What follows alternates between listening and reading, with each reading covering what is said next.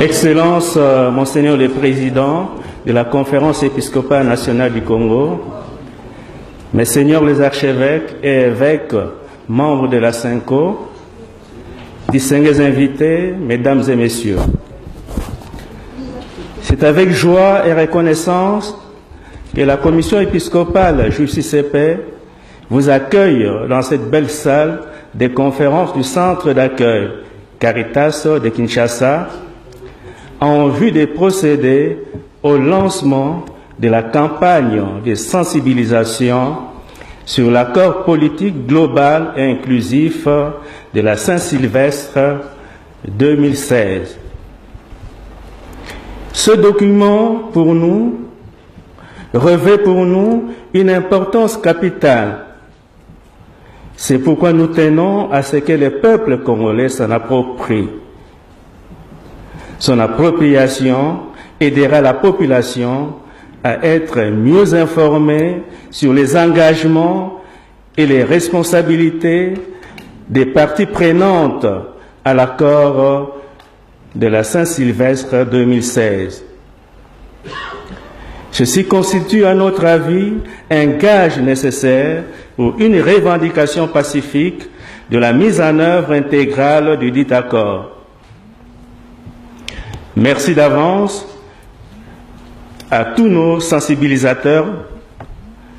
Merci aux pères évêques pour leur soutien et leur présence à cette cérémonie.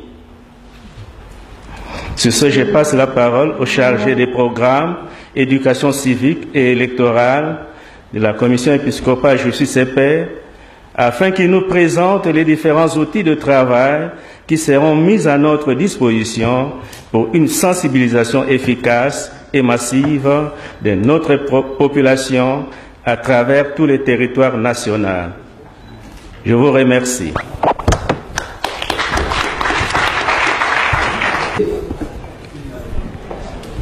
Excellences, distingués invités,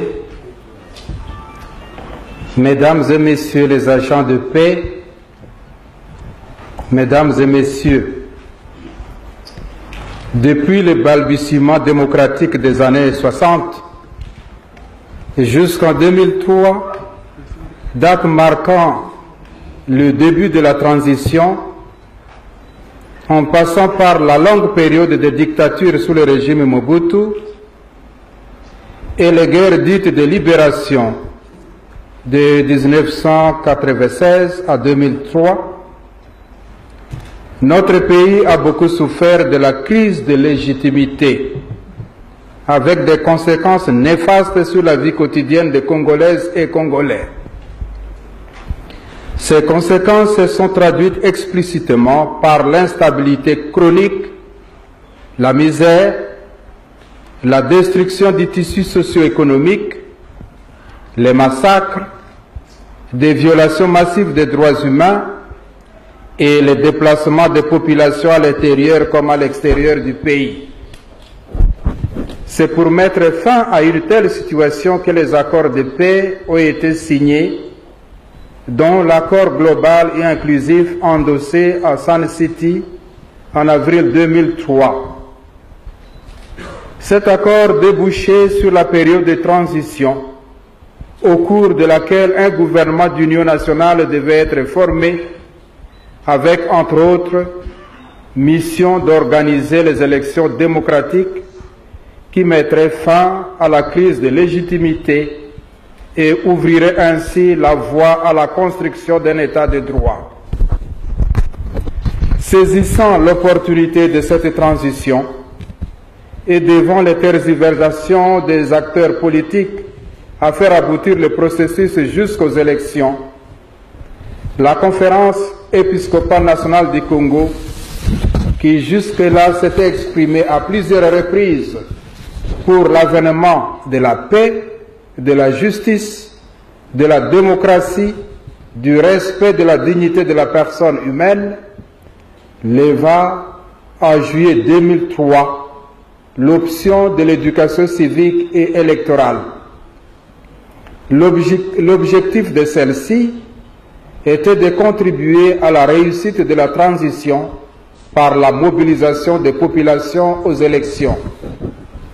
Excellences, distingués invités, Mesdames et Messieurs les agents de paix, Mesdames et Messieurs, la tenue des élections démocratiques en 2006 puis en 2011, marquée malgré les contestations et les doutes quant à leur crédibilité, avait ouvert une nouvelle ère pour l'avenir de la RD Congo. Voilà pourquoi l'épiscopat congolais avait encouragé la classe politique à s'inscrire dans le processus de consolidation de la paix et de la démocratie. En outre, la CENCO avait appelé les uns et les autres à respecter la Constitution de la République, surtout dans ses dispositions verrouillées, dont la question de la durée et du nombre de mandats du président de la République. Cette disposition et d'autres qui sont verrouillées dans la Constitution congolaise font la colonne vertébrale du pacte républicain scellé à Sun City.